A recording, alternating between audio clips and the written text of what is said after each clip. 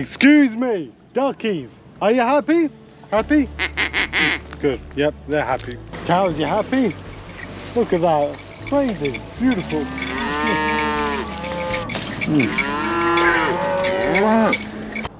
Okay, we talk about happiness, okay? In the shade, where it's nice. In the shade. There we go. Part of happiness is doing something positive for others, isn't it? Isn't it? Yeah, I know. Cool glasses. To be able to help out, to be able to do something positive brings your own sense of happiness. Yeah. Which is good, huh? It's good. Yeah, my glasses. Yeah. Now I see what life could be when you're standing next to me. You're a fighter. You're a fighter.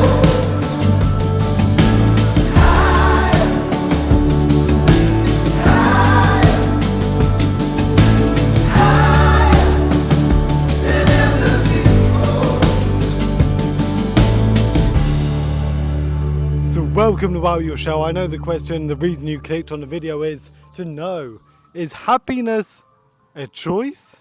Is it? Genuinely, I'm asking you, genuinely.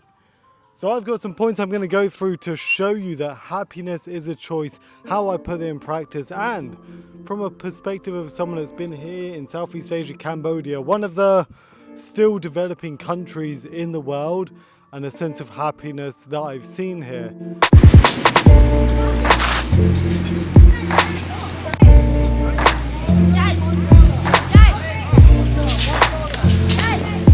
Number one is to count your blessings, to genuinely look at life in a positive aspect. All those negatives you don't need. There's boys here jumping in the river, collecting water, floating on empty water bottles. Truly amazing. Beautiful rickety bridge going along. Counting your blessings every day, looking at those things that are good for you, if it's people, if it's your environment, or what you have. Counting your blessings is number one. I'm definitely doing that today. Oh yeah. Beautiful.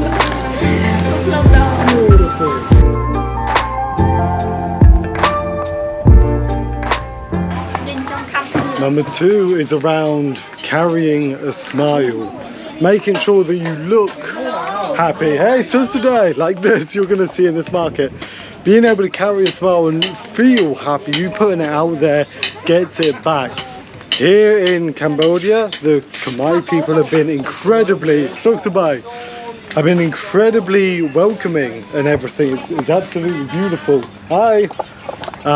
So yeah, being able to put out a smile, again, going back to point one, think positive, think of the good things in life, and you'll naturally produce that smile that comes back to you. I've seen it here in Southeast Asia more than anywhere else. So that's number two. Romantic, go on. Oh yes, beautiful.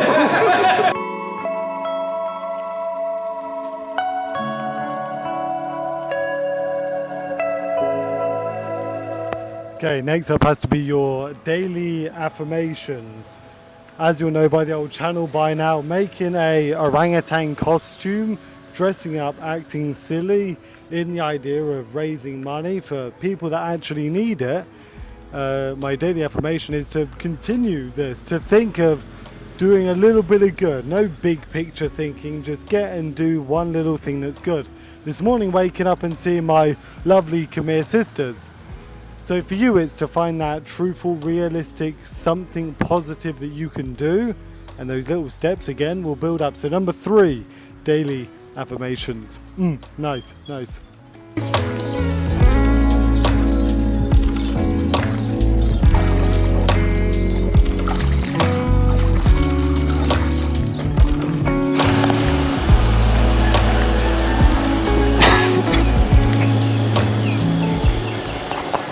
Number four is one that you hear from the egotistical badass men, but I don't mean it that way. Sorry, I've just been for a run. Number four is to wake up on your terms. the ability not to wake up, have an alarm, feel too tired, go back to sleep. It's to have a real routine that you wake up early enough that you can pursue your hobbies, that you can do that little bit extra in a day. For me, waking up at 4:30 every morning whilst it's dark, doing some exercise, doing something creative, maybe doing some video editing, or just to wake up and appreciate how beautiful of a place you are. Lovely. So yeah, number 4, wake up nice and early. Your body will get into a routine. You might be tired for the first week, 2 weeks. When you keep doing it, your body, your mind will appreciate it. Can you see all the dragonflies? Everywhere. Hundreds just flying around, birds trying to catch them. Beautiful. So yeah, set your alarm to 4:30, okay?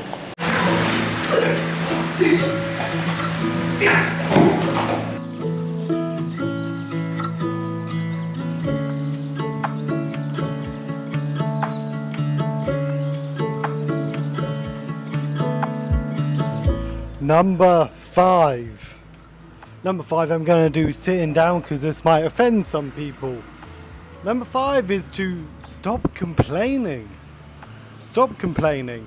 You know how easy it is to live your life and just constantly see the negatives and point them out to other people? In Oxford, I worked in drug and alcohol abuse, substance abuse, suicide prevention, and a lot of the time it's just our perception of life and how much negative we allow out. It's the same as your comfort levels. You say one thing negative to someone, then it might escalate to something more petty, and by the time you realize how of a downer you are, you realize the environment around you is also negative. Instead, the next time there's something you would complain about that has no real reason to complain about, just because someone does it different or something like that, doesn't mean you have to complain. So next time you think about out loud complaining, I just want you to think to yourself, is it worth openly complaining about, or do you let it pass by and then get on with your day, enjoy your day? I'm at Kitty Cafe having a nice iced frappe. Lovely. Arkoun, that's good. Thank you. Beautiful.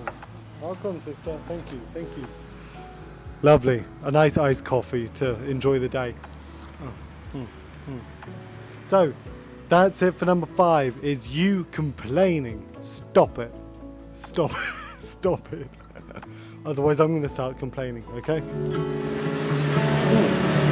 Oh God, my iced coffee was too cold.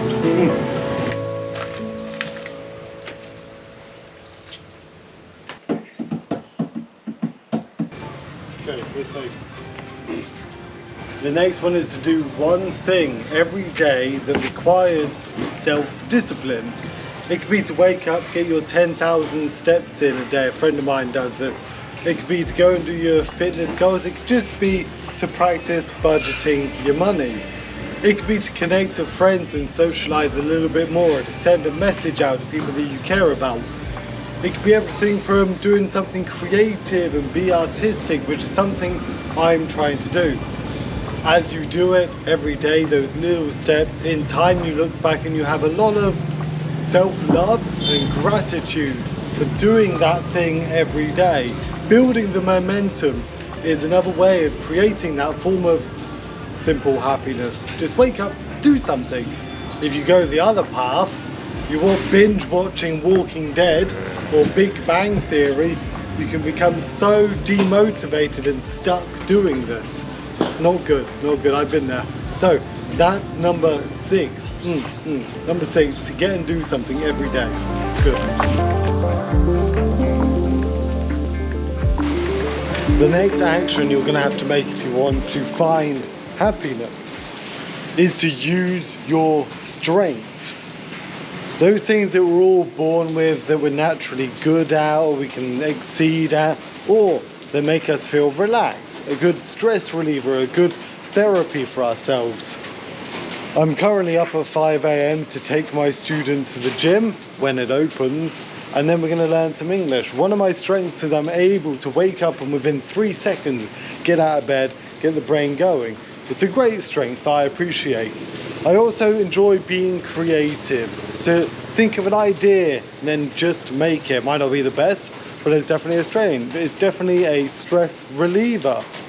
As you use your strengths, whether that's in employment or out of work, and you do this over time and you see that skill, that strength develop, again, it's another form of happiness. Right now I'm making Bongo, the orangutan costume, a bit more detail, some of his props as we go and give donations. This is one of my strengths, the ability to be a bit silly, childish, and I do feel a great sense of happiness when I act on these strengths. So that's the next one. On to the next, huh?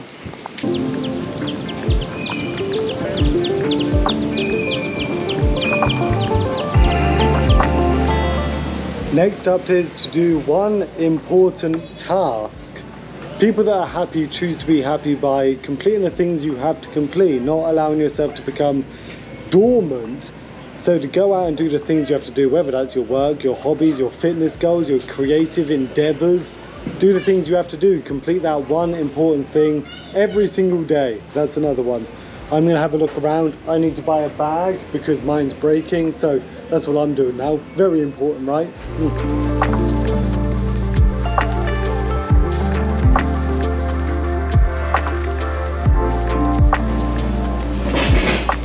I'm just gonna randomly sit in a beautiful alleyway. Looks nice, right? Number 9, a very easy one. Should be easy, actually. Looking across the world and the news right now is not that easy, apparently. Here in Cambodia, there's a golden rule: treat others as you wish to be treated. I think everyone's heard this. To treat others well, not just for them to feel appreciated, loved, anything like that. It's because as you treat other people well, you yourself feel a sense of happiness. To be able to treat others the way they should be treated, with respect, kindness, compassion, that human touch that we're losing, this brings our own level of happiness. It's something I've really been pushing since I've been here in Cambodia, giving people hours of mental health talks for free, helping out some of the locals when I get the chance. Thanks for the people here on this channel. Treat others well. You want to know how you can treat me well? By liking and subscribing. As you do so, this channel will slowly grow, and maybe comment down below what you think of my beard and beautiful, luscious hair, huh?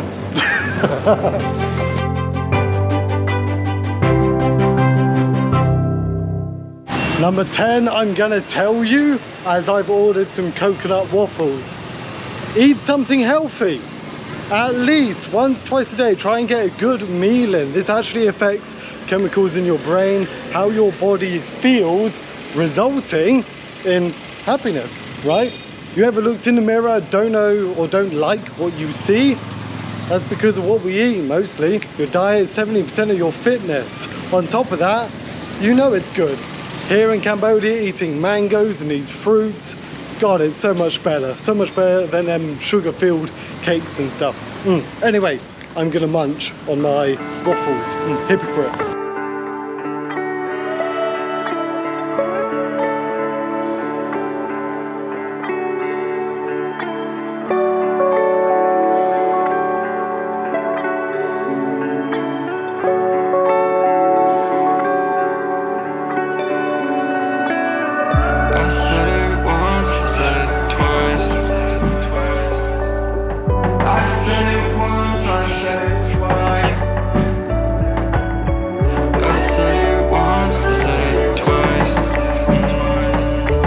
Okay, so there's the 10 points based around happiness, how we can find it. Number 1 has to be the happiness within yourself, that level of self-love, and then look out to other people. It could be friends or family that can give you that happiness. For me, having a routine from mind, body, spirit, creativity, connections to other people have been important. So comment down below what you do to maintain your level of happiness. What's the hardest thing for you to create happiness from? It could be relationships, it could be how you see yourself physically or mentally. Otherwise, come out your shell, find simplistic happiness. Arkoun, and bye, bye. Okay.